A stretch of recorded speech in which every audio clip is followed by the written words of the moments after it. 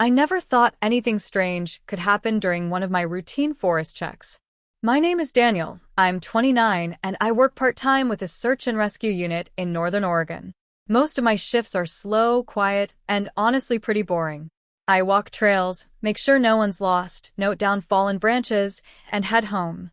It's repetitive, but it keeps me outside, and it pays enough to help with rent. That day started like every other. Clear sky, cool air. The kind of morning where you can hear your own footsteps because the whole forest is that calm. I parked my truck at the usual pull-off, scribbled the time on the log sheet, and headed down the main trail. It was one of our safer loops, the kind families used all summer for picnics and quick hikes. I'd walked it dozens of times. Sometimes twice a day. Nothing unusual ever happened there. The trail looked the same as always. Wide, packed dirt, tall pines on both sides, patches of sunlight hitting the ground through the branches. I remember thinking it was almost too peaceful. No wind, no rustling, not even the usual bird sounds. But I didn't think much of it. Some mornings were just quiet like that. My job that day was simple. Check the loop, make sure there were no late-season campers, note down any damage, and head back before sunset. I wasn't rushing. I wasn't stressed. I had done this so many times that my body moved on autopilot. I just followed the markers, kept my eyes on the path, and enjoyed not having anyone around asking questions or needing help. I stopped once to retie my boot, and once again to adjust the strap on my pack. Everything was normal. Everything felt routine. If someone had told me I was about to have the worst experience of my life, I wouldn't have believed them. About 15 minutes in, I paused to check a broken trail marker. Nothing serious, just wind damage. I knelt down, made a note in my logbook, then stood up and stretched. And that's when I noticed something weird. There was a tree, at least I thought it was a tree that I didn't remember being there. A tall, dark shape just a few yards off the path. It was narrow, too narrow for a normal pine. And it wasn't standing straight. It leaned slightly, like someone was tilting it from the top. I stared at it for a few seconds, trying to figure out how I missed it before. Trees don't just appear out of nowhere. Especially not that close to a trail. I remember squinting, trying to make out details through the shadow. Something about the shape felt wrong. The angle, the height, the way the base seemed to disappear into the ground.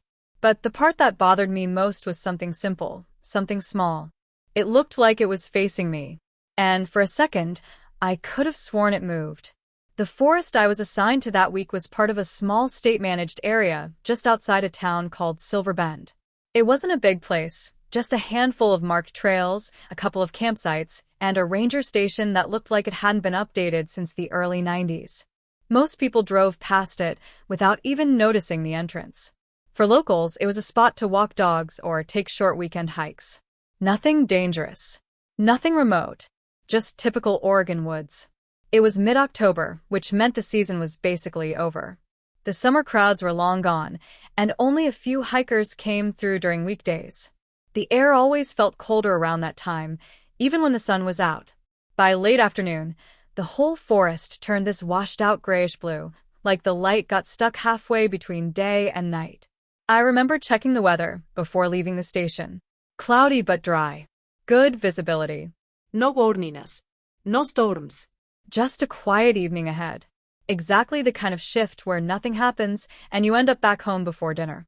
My supervisor, Mark, handed me the clipboard and told me to clear the loop trail one more time before we officially closed it for the season. That was the only reason I was out there that day. Simple end-of-season cleanup. There weren't many people around the station when I started. Mark stayed behind to finish paperwork. A newer volunteer, Jess, was doing inventory in the equipment shed. We said a quick hello, but she was busy counting radios and checking batteries, so I didn't stick around. It was a normal shift. Everyone knew what their job was. The loop trail itself was about 3 miles from start to finish. Not steep, not complicated. It curved around a small ridge, passed through a few dense sections of pine, then opened into a clearing before circling back toward the parking area. A full walk usually took me about an hour, if I moved slow. I'd walked it so many times I could picture every bend, every fallen log, every place where the roots stuck out of the dirt. Nothing felt strange about that day. The air was cool but not freezing. The wind barely moved. The only smell was pine and wet soil. I remember listening for distant hikers or dogs, but the whole forest felt empty in a calm way, not eerie, just quiet. I didn't expect anyone to be out that late. Most families stayed closer to the main campgrounds, and school was back in session, so foot traffic was low anyway. Before heading out, I radioed the station to log my start time. Mark responded with a quick copy that, his voice half distracted as usual. I clipped the radio to my vest, tightened my backpack straps, and started down the path. Everything about the moment felt normal, routine, predictable. Just me, the trail, and the last quiet hours of an uneventful day.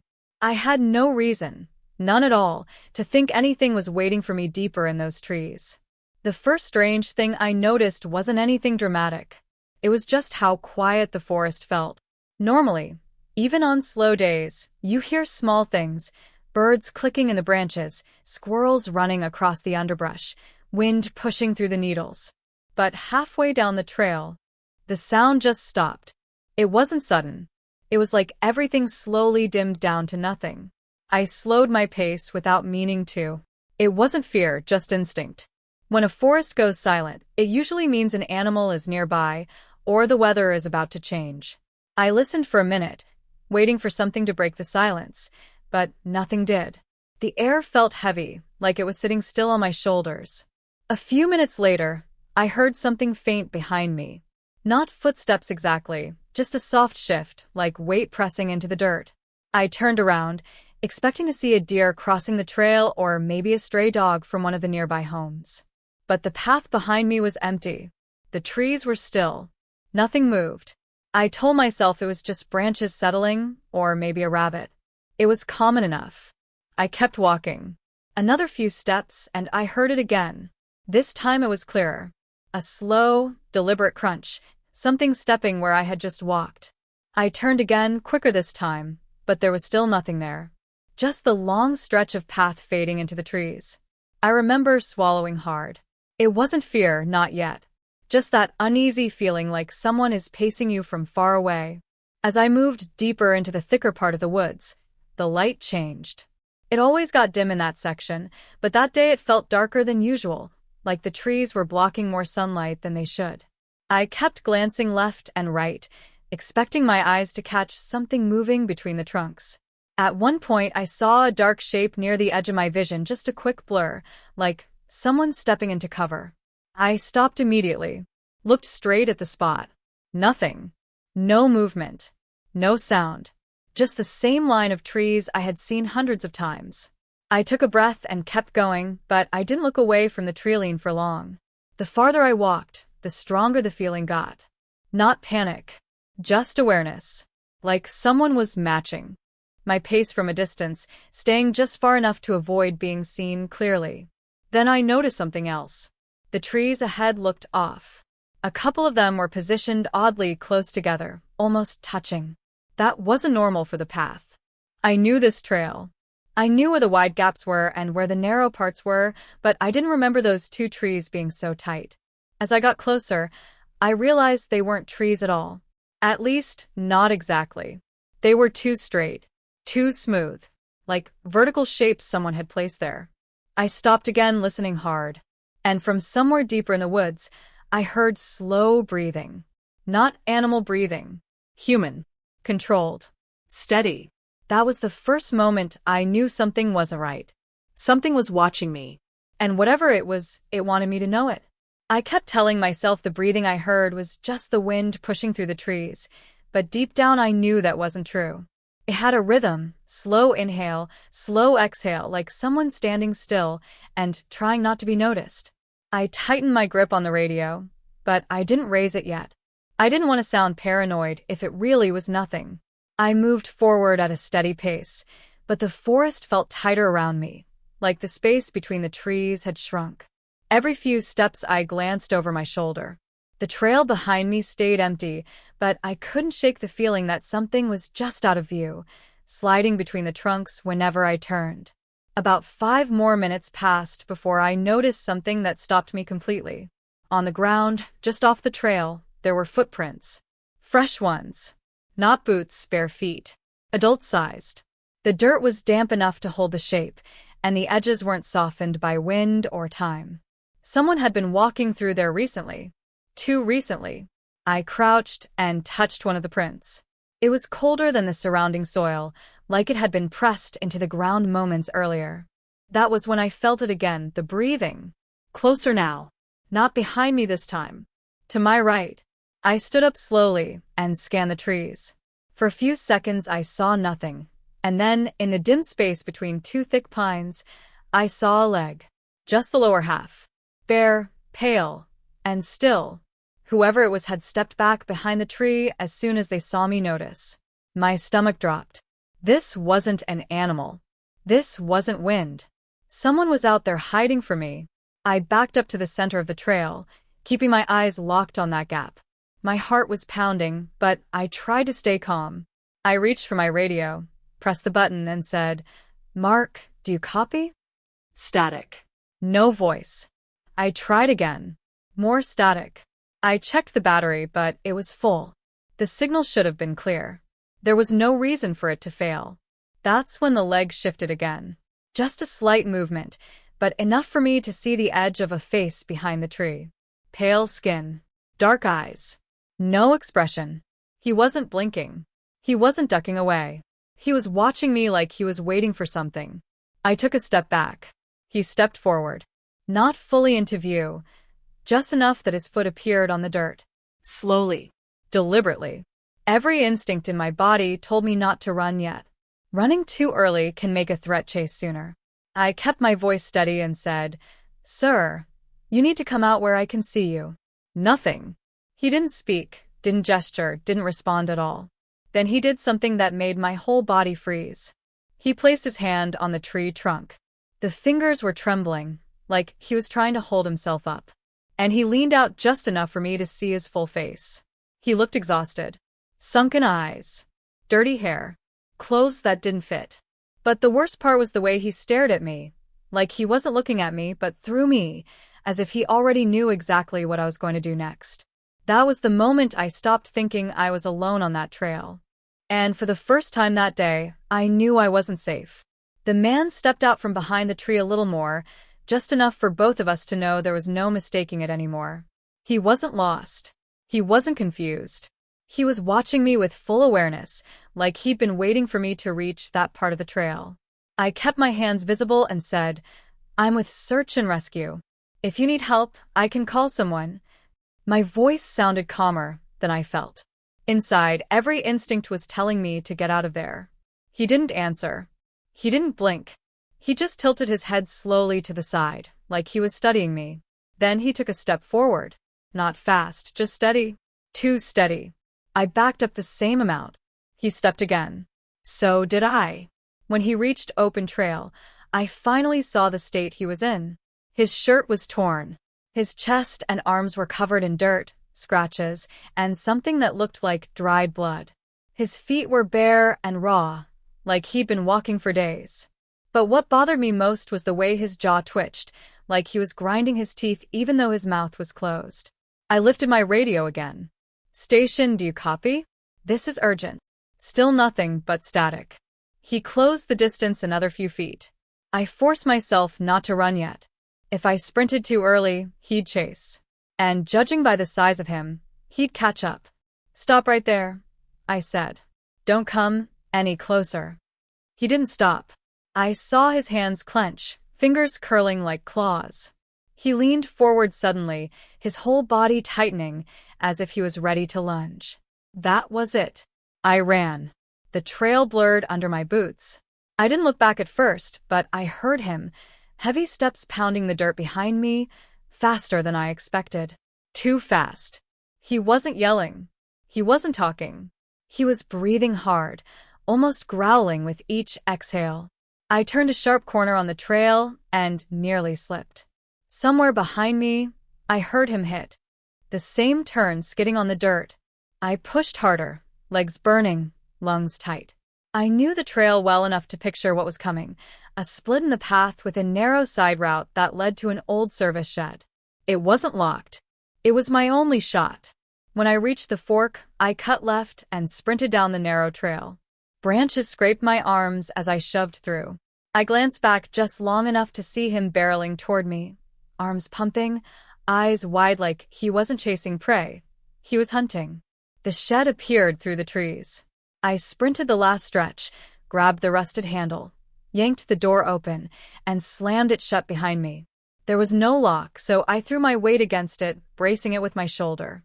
A second later, he hit the door full force. The whole frame shook. Dust fell from the ceiling. He hit it again. Harder.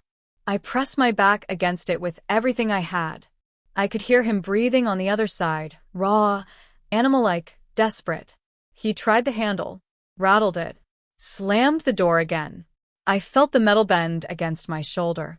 One more hit and he would break through. I grabbed the only thing I could reach, a rusted metal rake, and held it like a weapon. His shadow shifted under the door gap. Then, as suddenly as it started, the banging stopped. No breathing. No footsteps. Nothing. The silence was worse than the noise. I didn't dare move. Not yet. Not until I knew whether he was still out there, or waiting for me to come out. I stayed pressed against the shed door for at least a full minute, barely breathing, listening for the smallest sound. But the forest outside had fallen completely silent again. No footsteps. No ragged breathing. No movement. Either he'd walked away, or he was standing outside the door waiting for me to make the next move. My arms were shaking from holding the rake so tight. I knew I couldn't stay hidden forever. If he decided to circle around, the shed had no back exit. I needed to figure out whether he or planning something. Slowly, I crouched and lowered myself until I could see a sliver of the outside through the thin gap between the door and the dirt floor. At first, I didn't see anything, just dry pine needles and dim evening light. Then, as my eyes adjusted, I noticed something lying on the ground about 2 feet from the door. Something small and dark. I squinted. It wasn't a rock. It wasn't a shadow. It was a wallet. I didn't open the door, but I leaned just enough to extend the rake under the gap and hook the edge of it. I dragged it inside and backed away again. My breath caught when I looked at it. Dirt smeared the leather. One corner was torn. But the thing that made my chest tighten was the ID window. Inside was a driver's license. A man's picture. Early 40s. Brown hair. Clean face. Healthy looking. Name: Michael Haycroft. I didn't know him. But the way the license photo looked, well-groomed, normal, sane, didn't match the man who'd chased me down the trail. I flipped through the wallet with trembling hands. Credit cards. Receipts from California. A folded photo of him standing with a little girl who looked about 10. A car insurance card. Everything inside looked untouched, except for one thing. Behind the cards was a torn corner of paper. The edges were ripped unevenly, like it came from a missing person flyer. I unfolded it carefully. It was an Amber Alert flyer. A girl. Age 10. Missing 3 weeks. Last seen at a rest stop. The girl in the flyer was the same girl in the photo from the wallet. I felt cold all over. My stomach twisted. I checked the date printed on the flyer. 3 weeks earlier. That was the same weekend reports started coming in about unusual campsite disturbances and abandoned belongings deeper in the forest. But there was one more detail that made my hands go numb. The flyer listed the primary suspect. Her father, Michael Haycroft. The man whose wallet I was holding. The same man who had just chased me through the woo. But the man in the photo, the suspect, looked nothing like the filthy, half-starved, sunken-eyed man I had seen. The suspect looked normal. Clean. Put together. Someone with a job and a home. Whoever chased me had been out there for weeks. Living in the woods. Hiding. Breaking down. Watching the trails. Waiting. But here was the part that didn't make sense. The part that hit me so hard I had to sit down. Inside the wallet was a crumpled slip of paper with a handwritten note. I'm not the only one out here. And suddenly I realized, the man who chased me might not have been the father at all. He might have been running from him. Or worse, acting like him. Either way, I hadn't escaped the suspect. I'd only met one of the people involved. And not the one the police were looking for. I didn't sleep that night. Even after the police left, After they told me they searched everything and didn't find anyone, I couldn't shake the feeling that something was still nearby, closer than ever. The house felt wrong now, like every wall was listening, every shadow leaning toward me. I kept replaying the twist in my mind. The photos of me asleep. The diary pages describing the exact steps I took every night. The fact that the previous owner had disappeared, not moved. Someone had been here long before I arrived. And someone knew I was coming. I sat on the living room couch, lights dim, trying to convince myself the danger was gone. The night was silent except for the faint hum of the refrigerator. For a moment, I actually thought I might be safe. But then I heard it. A soft, deliberate top, top, top. Not from the walls. Not from the floorboards. From inside the vent above my head. My breath froze. I stared at the metal grate, my heart thudding in my ears.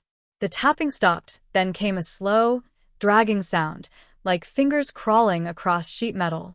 I stepped backward, not taking my eyes off the vent. Then a whisper. Not loud, not clear, but unmistakably human. He never left. My stomach twisted. The police had searched the rooms, the basement, the attic, but they never checked the ducts. The crawl space connecting them. The paths that ran through the entire house like veins. The whisper came again, slightly clearer this time. Still here. I stumbled toward the front door, shaking so hard I could barely turn the lock. I didn't grab my phone. I didn't grab shoes. I just ran barefoot into the cold night, the gravel slicing my feet. I kept running until the house was nothing more than a shadow behind me. By the time I reached the road, I could breathe again. Barely. A neighbor's porch light flicked on when they saw me. They rushed toward me, asking what happened, where the blood came from. I tried to explain, but the words stuck. My mind was still back in that living room, staring at that vent. They called the police again. This time, more officers arrived, dogs, thermal scanners, everything. I waited outside, wrapped in a blanket someone gave me, watching the dark windows of my house. Hours passed. Eventually, the lead officer walked over to me. His face told me everything before he even spoke. We searched the vents, crawl spaces, ducts, all of it, he said. There's no one inside. I wanted to scream at him, to tell him he didn't hear what I heard. But then he added something that chilled me even more. We did find something though, he said.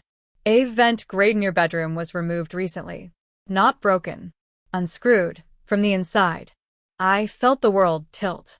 From the inside. As they filed back to their cars, one officer handed me a small object they'd found on my living room floor. A single screw. Cold. Dusty. And freshly dropped.